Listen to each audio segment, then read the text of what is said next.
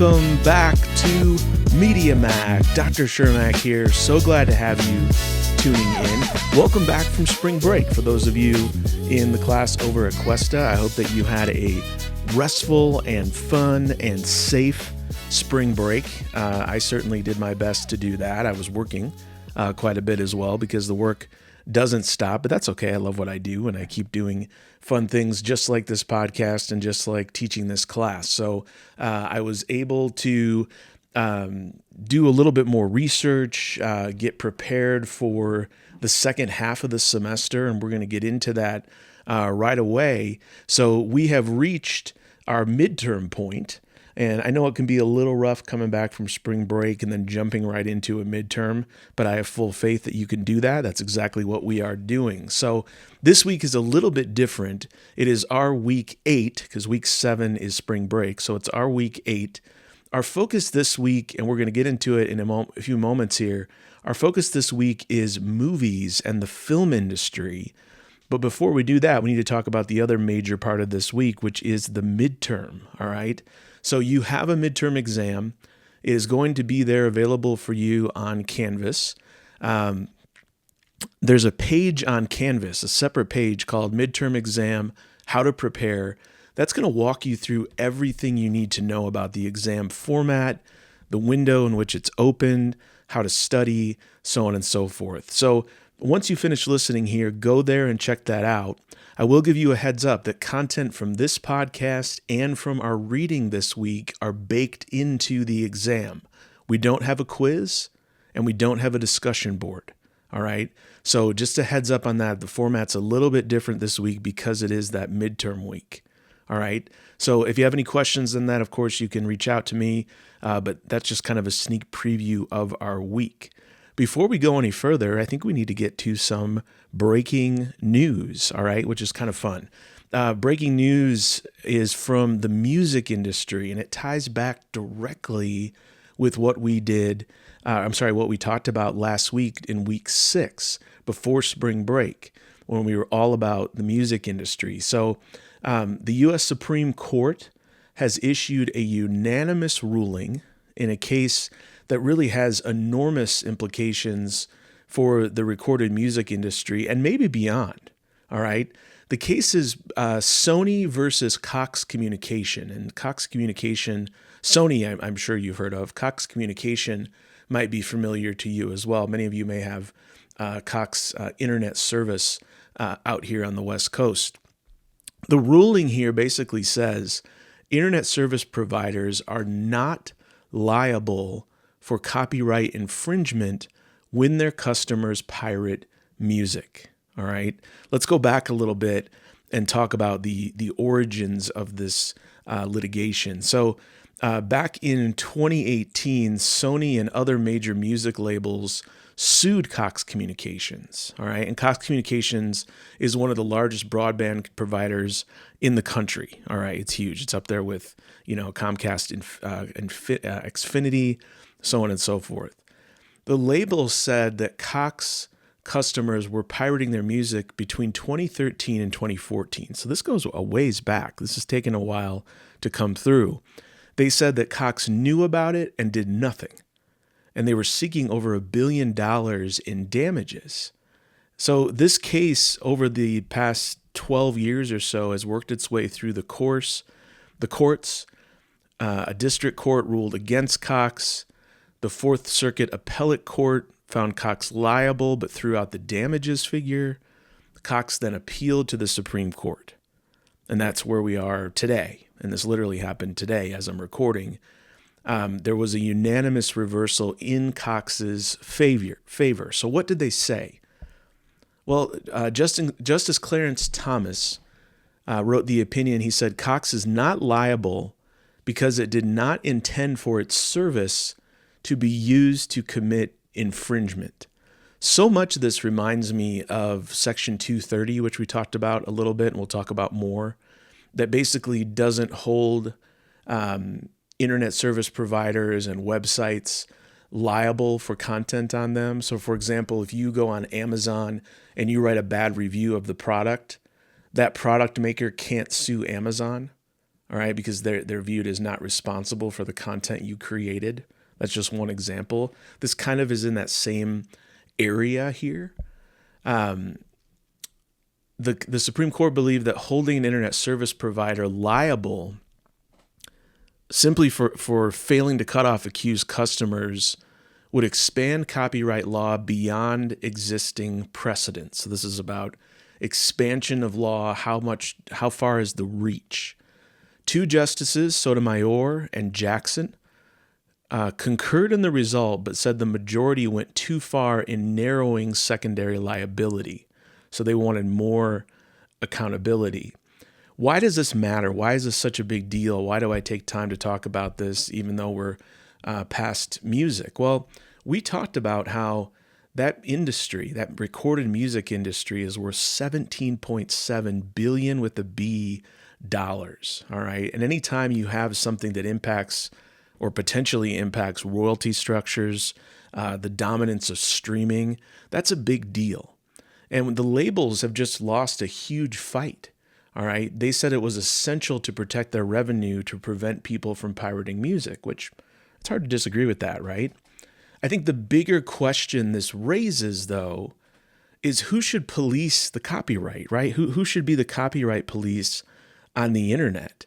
The court just said, no, the ISPs can't be, right?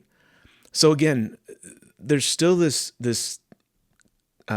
confusion in how we operate here in this digital world.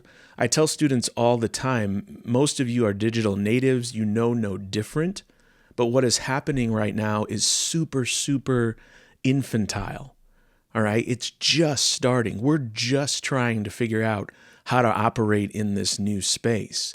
So part of that is figuring out the laws. And I think this is a theme we keep coming back to again and again in this class, where technology moves so fast, it moves faster than the law.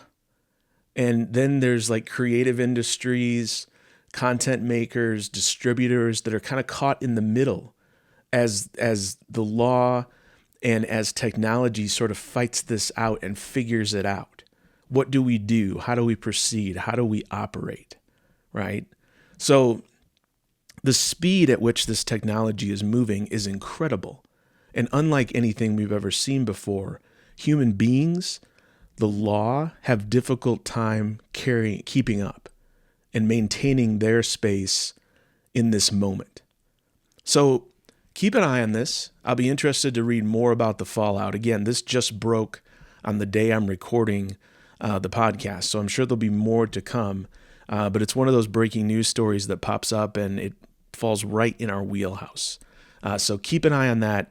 If you have anything you want to add or any links you want to share that you find, please feel free to do that. You can do that in the discussion board, in the Ask Me Anything discussion board here for week 8. So, speaking of industries moving fast and technology, let's think about movies, all right? This is an interesting week for me because I'll be really honest with you. I've told you over the course of the past several weeks, this is my favorite week. That's my favorite week, right? And we've talked about a lot of things so far that are totally in my wheelhouse: music, radio, newspapers. I got to be honest, I'm not a big movie guy. People make fun of me a lot because they'll list a bunch of movies and they'll be like, "Have you seen this?" Certainly, you've seen that. You haven't seen this movie? And I'll say, "No, I haven't seen it." I'm just not a big movie guy. I have a very short attention span. Even phone, I had a very short attention span. I like to watch TV shows. It's funny though, I'm kind of a paradox in the sense that I can sit and watch a 3.5-hour baseball game. Well, they're not 3.5 hours anymore. They're probably like 2:30 or 3. I can sit and watch a baseball game the entire time on television, but I can't sit through a movie. I don't know. Go figure. But just because I'm not into movies doesn't mean that you're not into movies, doesn't mean that our world and our media industry isn't very heavily impacted by movies, all right? Because I'm in media studies and I enjoy this topic, I've studied movies a lot, and I look at the film industry because it is a bellwether for the way movies go. And why is that? Well, it's for the number of reasons we've talked about: media mediums being so important to our culture, to our lifestyle, so on and so forth. I still remember, if I think back, kind of, me and my nostalgia. All right. But if I think back to my nostalgia and sort of, movies, I think back to like my first date. My first date was to a movie with my then girlfriend, Karina. I couldn't even drive yet. My mom took us to the movie theater. We saw the movie Dave. If anyone's ever seen that movie, Dave, Kevin Kline, Sigourney Weaver. It's actually an awesome movie. It's a good presidential movie. That was the movie we saw. That was the movie I saw on my first date. But like many other media that we have covered during this class, movies have that way of sticking in our memory, right? Something I always think about with movies is, even to this day, my parents who are in their 70s now, if we all want to go see a movie, let's say we're all home for the holidays or something and we want to go see a movie, my mom and dad will say, let's go to the show. Let's go to the show. It isn't, let's go to the theater. It isn't, let's go to the movies. Let's go to the show.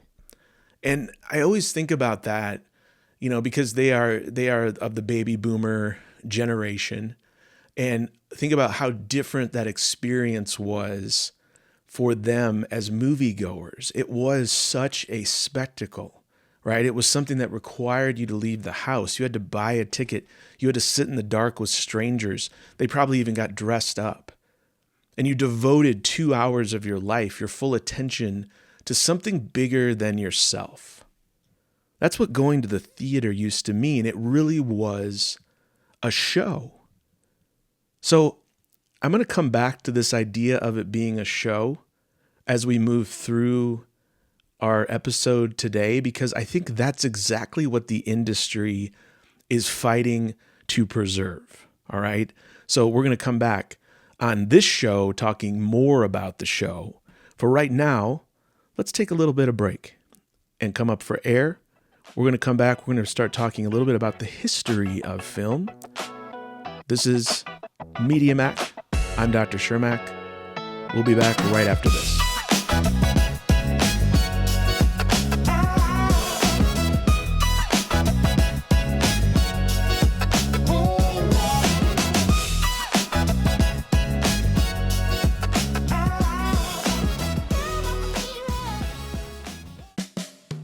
Stay connected to your campus. The Questonian has been Cuesta College's trusted news source since 1966. From breaking news to campus life, we cover the stories that matter to you. Follow us at The Questonian on Instagram, Facebook, and TikTok, or visit questonian.com.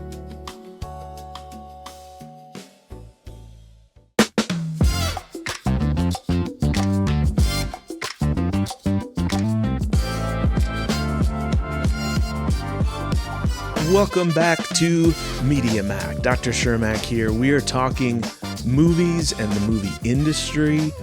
We had a little update from the music world to kick off today's episode, but now we're going to get solely into movies. One of the cool things about living in California, I grew up in the Midwest, and I still think it's neat, and I think a lot of Midwesterners think it's neat that we're only about 3 hours away from Hollywood here on the Central Coast here in California in San Luis Obispo. And one thing to think about, why is Hollywood, right? Why is the American film industry based in Hollywood? There's a couple of location-based notes I'm going to give you today. So I want to start off a little bit with a kind of a geography lesson, but also some history here too. The short answer to why is Hollywood is pretty obvious, probably, for a few reasons. The sunshine, right? It's beautiful weather. The scenery, obviously, it's a beautiful place. But one reason why people don't quite realize why Hollywood became Hollywood is a guy named Thomas Edison. Now, you've heard of Thomas Edison. Let me tell you a little bit more about him in terms of the motion picture industry. So if you go back to the 1900s, early 1900s, which is right about at the cusp of the movie industry blossoming here in America, most American filmmaking was centered in the Northeast. All right, we're talking New York, We're talking New Jersey, where they've had a huge revival in film production, and Chicago. All right, Chicago. So in 1908, Thomas Edison organized what was known as the Motion Picture Patents Company. And basically, this was a trust, and it controlled production, distribution, and equipment in that area. I mean, he even locked up the supply of raw film stock through Eastman Kodak. And anyone who tried to tread on him was sued. Independent filmmakers, they were harassed and they were sued out of business. So filmmakers were kind of tired of having the weather disrupt their production in the Northeast, which we can understand. But they were more so tired of this friggin' Thomas Edison guy. So what did they do? They moved as far west as possible, and they found a home in Southern California where there was year-round sunshine, so they could shoot outdoors. Very, very incredible geographic diversity within a short drive. So you could be in a mountainous region, you could be on the water, you could be, in a grassy field easily. The land at the time was cheap. That's not the case anymore. The labor then was cheap. And again, they were really far from Edison and his lawyers. So by 1915, more than 60% of American film production was happening in Hollywood. The first film ever shot, this is just a random thing from my notes, the first film ever shot in Hollywood was a 17-minute short in 1910. And then by 1914, Cecil B. DeMille was there making the first full-length Hollywood feature. Your textbook is going to cover more of the history here, but some things to point out, just in the growth of the film industry, it really starts happening in the 1870s overseas. Muybridge and Murray develop basically a film that was built using a shotgun, showing a horse running. That was really the first motion picture. Edison and Dixon created the kinetoscope in 1888. All right, and that allowed people to view movies or little short films in parlors all over the country. The Lumiere brothers built the first projector in 1895, so theaters that were once doing live action plays and music could now show films. So make sure you read all that in your textbook. Film has always been controlled by, or I should say, shaped by the people who control the tools and who was trying to get these films out from the cutting room floor to the people. So who has the tools, who has the distribution? It was really powerful. And we'll get into that more as we move forward and talk a little bit about how that's come full circle today. I think one thing to remember as we look at movies this week is thinking about them as a cultural mirror. Film has always reflected some of America's, greatest hopes, but also its deepest conflicts. If we go back to 1915, we have a film called Birth of a Nation. This is a Civil War film, and they really use the medium to promote racial tropes and sort of this lost cause mythology. It was a massive commercial success, but also a cultural catastrophe, right? And it kind of showed the worst of America, all right? In 1916, the Lincoln Motion Picture Company, which was an all-black production company out of Alabama, began making films that centered black stories and black experiences.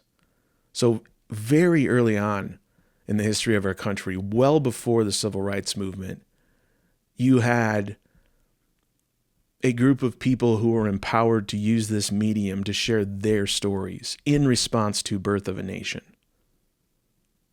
In 1920, Within Our Gates was released. It was a direct counter to Birth of a Nation that depicted the reality of Jim Crow and the Great Migration north to the large cities of the North.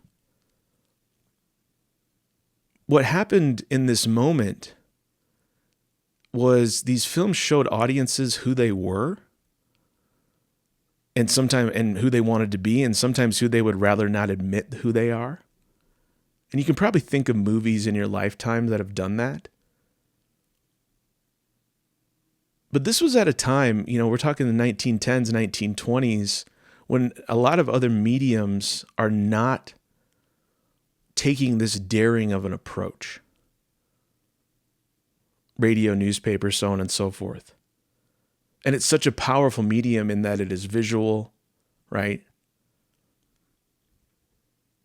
So one of the reasons why we study film in this class is because it does do such a good job of reflecting culture. And you'll read more about that this week.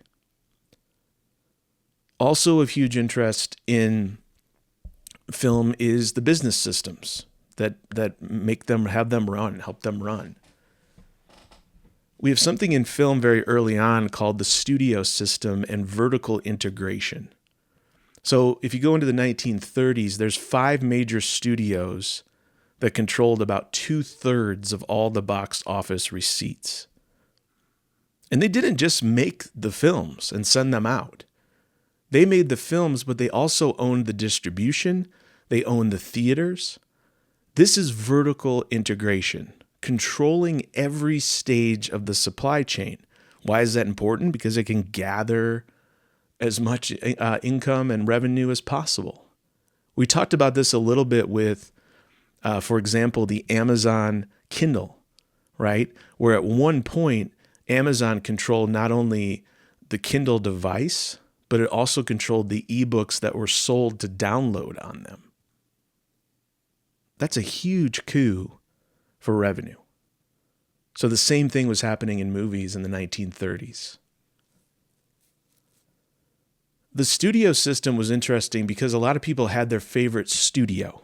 They didn't necessarily have their favorite stars. And stars were under long-term contracts to work with a particular studio. So, you had people who were more loyal to studios than they were to stars because the stars were so aligned with that.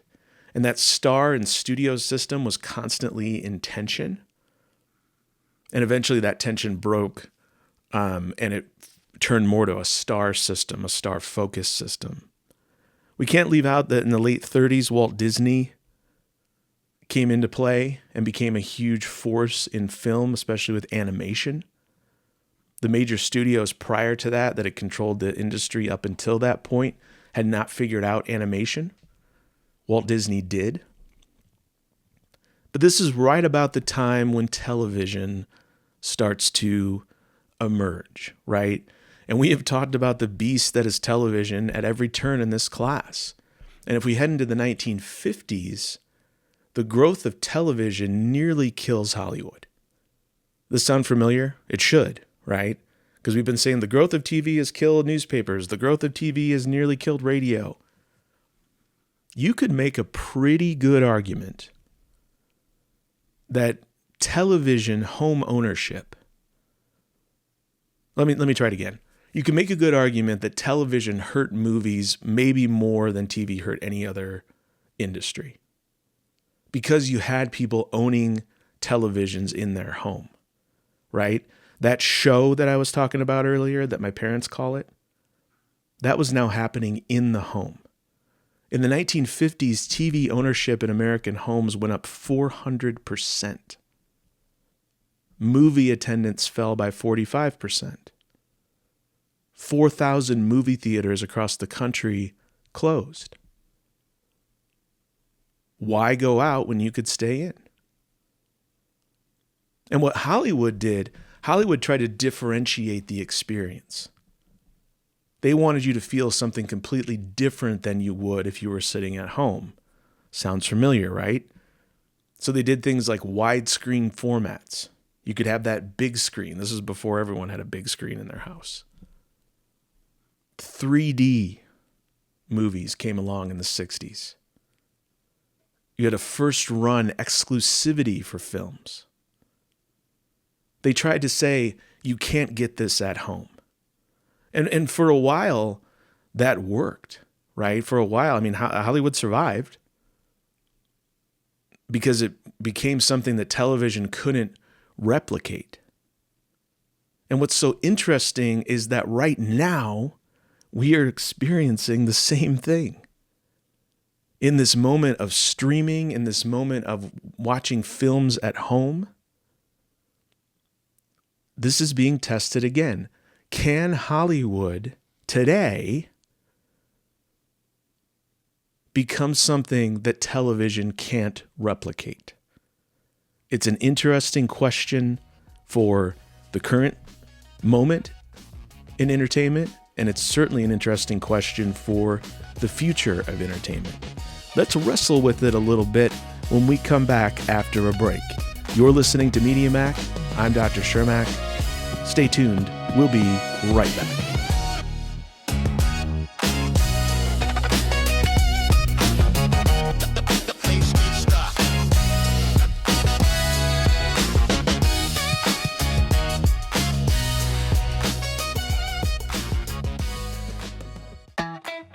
Want real journalism experience? Join the Questonian.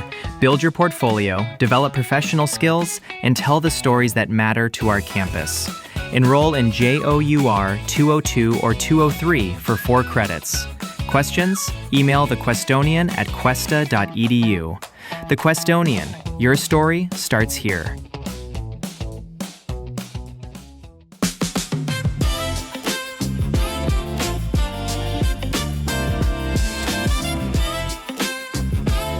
Welcome back to the Week 8 edition of Media Mac. Dr. Shermak here. So happy to have you listening in. It's Week 8, and we are talking movies. I think we've touched on this topic for just about every medium we've discussed along the way here, but perhaps greater than any other industry, COVID had a major impact on movies, and you can probably think of obvious reasons why. Theaters closed completely in 2020, and studios start releasing films straight to streaming just in order to survive.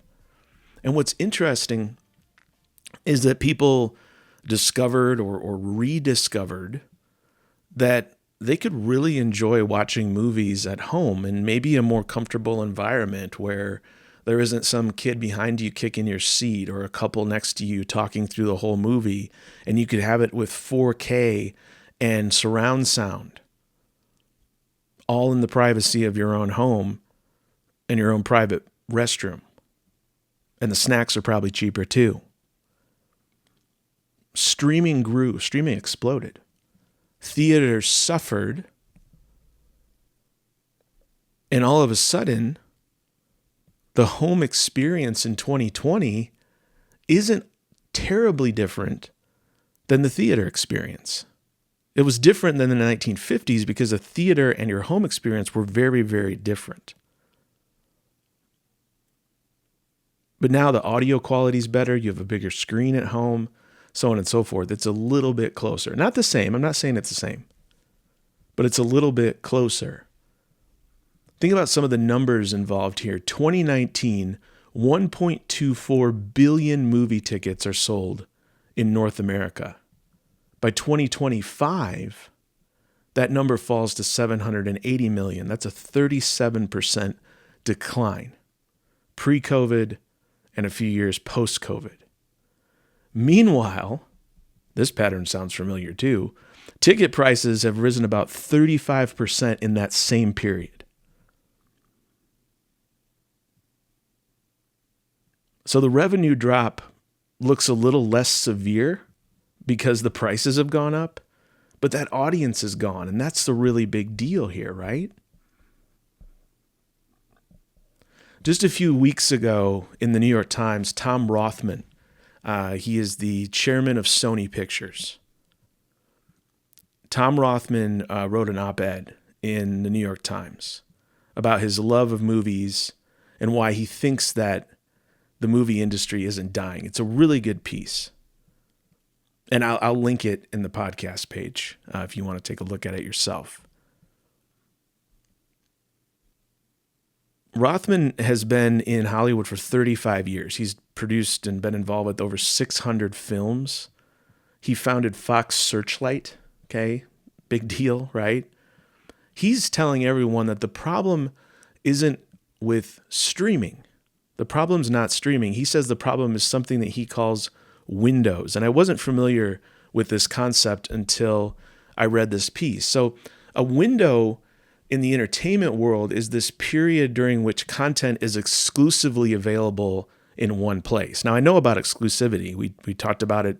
They were talking about this in the 50s and 60s. I just hadn't heard of it referred to as a window, right? So the ideal, or not ideal, but the traditional sequence is when a movie comes out, it goes to theaters first, and then it moves to home video, and then it moves to pay TV and streaming, and then eventually to free TV. And each step there is separated by months. So it could take years before a movie that is in the theaters is also available to you on free broadcast TV. And if you've been around a while like me, that makes sense. Well, during COVID, this got smashed. This model got smashed. In some cases, theater owners used to require 75 days of exclusivity before a film could go anywhere else. 75 days where the film was exclusively in theaters. During COVID, that all changed. In some cases, it was 17 days. Now, of course, that's understandable. People weren't able to go to theaters. So if you want someone to see your movie, send it to streaming as soon as possible. That's the only place they could see it at that time. What Rothman argues in this piece is that the studios, the theaters, the agents, even the talent failed to recognize what these collapsed windows, this time between releases and places, were doing to the audience long term. He called it something called the Casablanca effect. He's saying that most people no longer go to the movies out of like a habit where they just, I'm just going to go to a movie tonight. People go to see a specific film. And the only reason they might do that is if it creates what he calls cultural urgency to get them off the couch to go.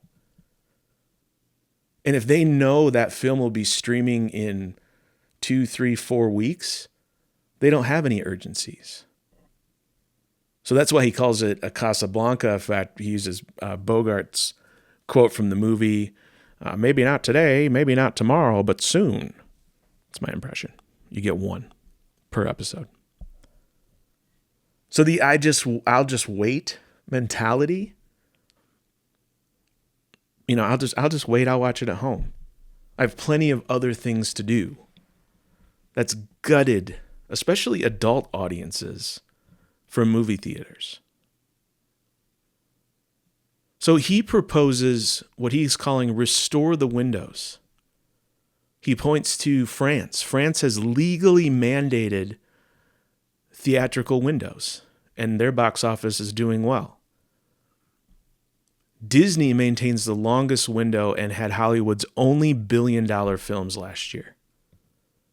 He thinks it should be between 45 and 100 days of theatrical exclusivity before a film can go anywhere else. Really interesting. Something to think about. Windows. Think about that term. I was looking at some coverage. So about 10 days ago, the Oscars were held in Hollywood, of course. And there was a lot of discussion of the film industry during that time. And I found this article from a website called Boca Rap. I hadn't heard of them, but it was kind of interesting. Talking about why movies are kind of looking the same. And there's a lot of history here, and bear with me here as I talk through this, but I think it's really important. Before streaming, DVD and VHS sales and rentals gave studios and their movies kind of a financial cushion. Some of my favorite movies of all time, Shawshank Redemption, Office Space, these were all kind of theatrical flops at the box office, didn't do so well. but they found their audiences and their longevity and their revenue on tape, on DVD, so on and so forth. When DVDs disappeared,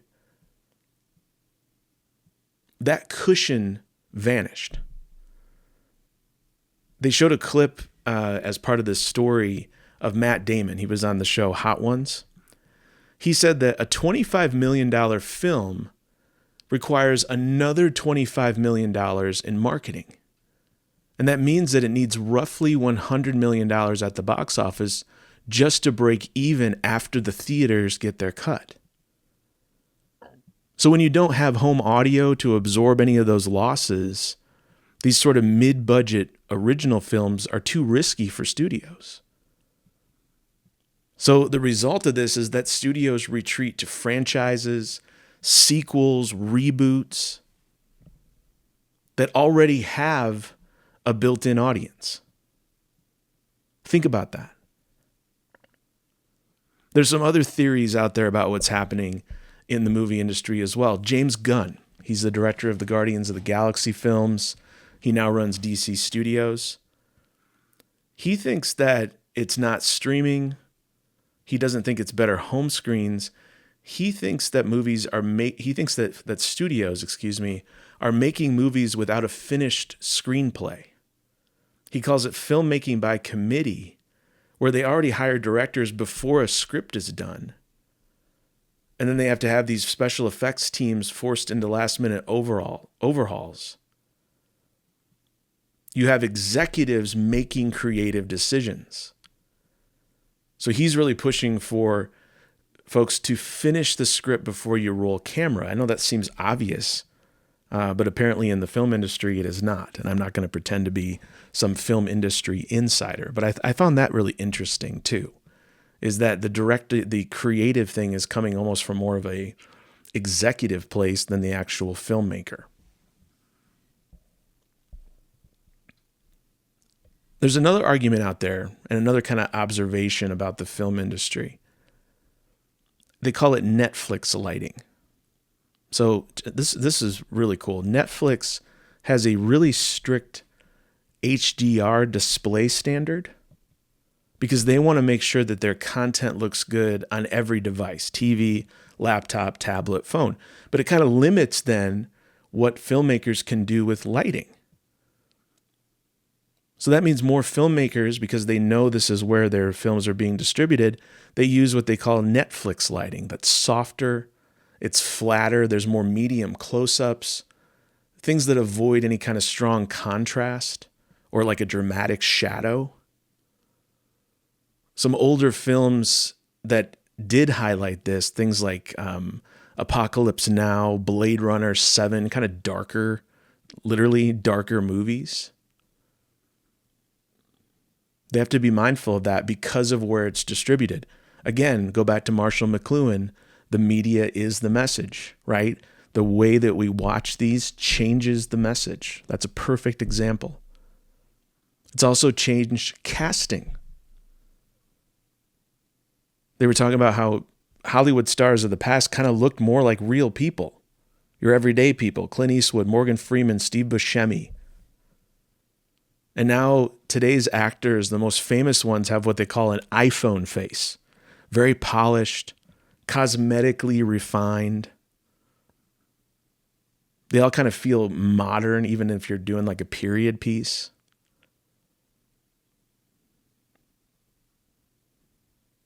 Studios are doing anything they can to take on less risk. And that is causing you as a viewer to have less reward and consume less creativity.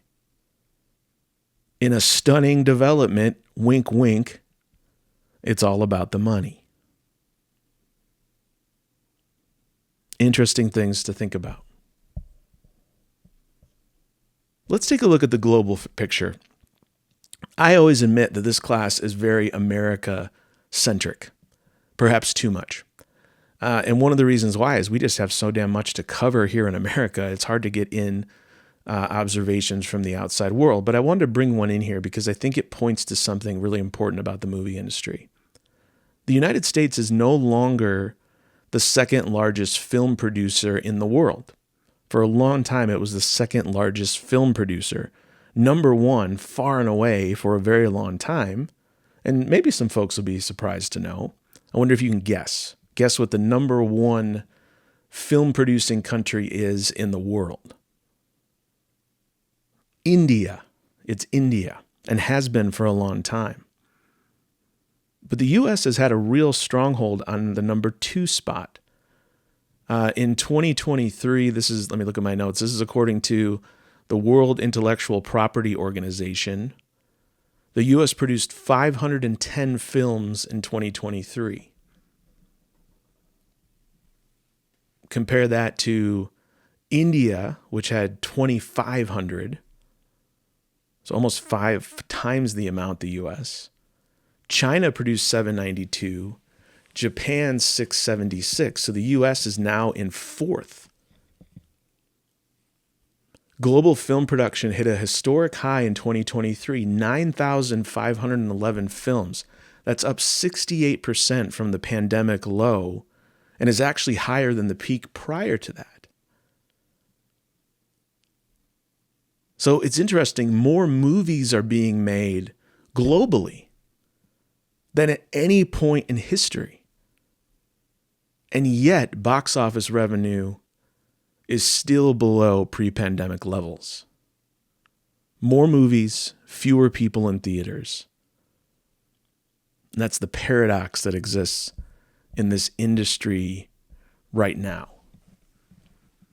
About 2 weeks ago, we had the Oscars. I mentioned that a little bit earlier, the 98th Academy Awards, just down the 101 in LA. Best Picture, one battle after another. I haven't seen it yet, but heard it was good. A lot of people say these were genuinely good films, the films that won big. Sinners, Hamnet, as I mentioned, one battle after another. They looked very different from one another. They looked different from other films that were released in 2025. Tom Rothman, he actually mentioned these exact movies. Even this was before the Oscars. And he said that they looked different. And that he said that these films that were up for awards and then eventually won awards were proof that originality can still be successful and still win in Hollywood. This was an interesting story that ran the morning after the Oscars. Not a single Best Picture nominee was made in Hollywood. So let's go all the way back to the beginning of this podcast when we talked about the Great Migration West. The movie industry got tired of that PETA Edison and moved west. And now sitting here today in 2026, not a single Best Picture Oscar nominee was made in Hollywood. Marty Supreme was shot in New York. Sinners was in Louisiana. Hamnet was shot in the UK. The other movies, Canada, Europe, South America. So Hollywood hosts the party, but they really weren't invited to the party.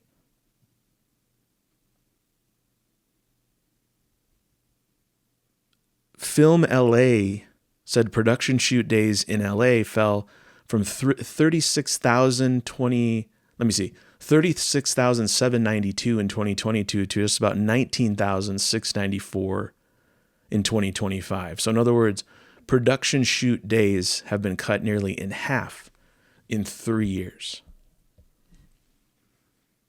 41,000 workers left LA film and television workforce between 2022 and 2024.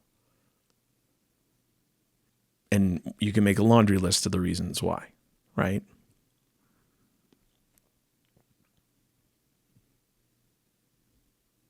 What does that mean? I don't know. I really don't know. But it's changing. It's changing. A guy from Harvard Business School who was quoted in this article said that, Hollywood kind of works like Silicon Valley. It's this cluster. It's this magnet for talent. But it ebbs and flows, right? People move back and forth.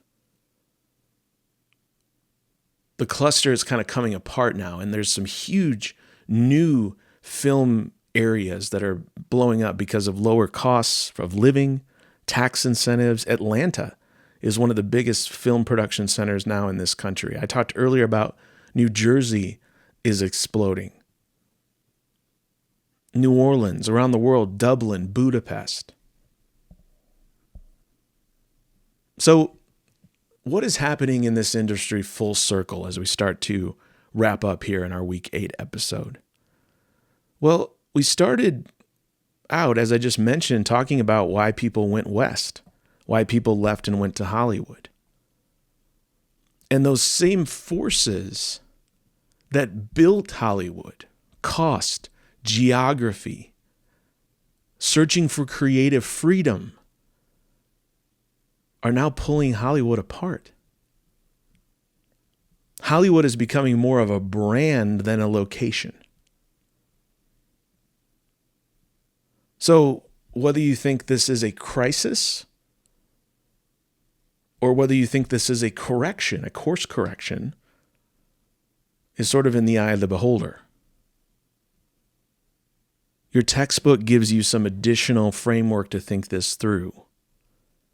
Be sure to read that. Read chapter 7. I think it's one of the more accessible chapters in the book because of its history and because of the familiarity a lot of folks have with the movie industry. Don't forget to check out the How to Prepare page for the midterm.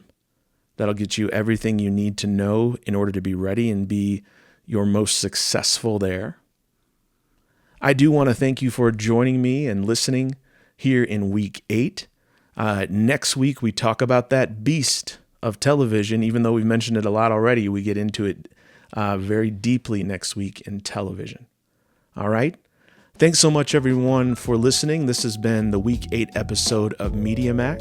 I'm Dr. Shermak. Take care of yourself and those around you. So long, everybody.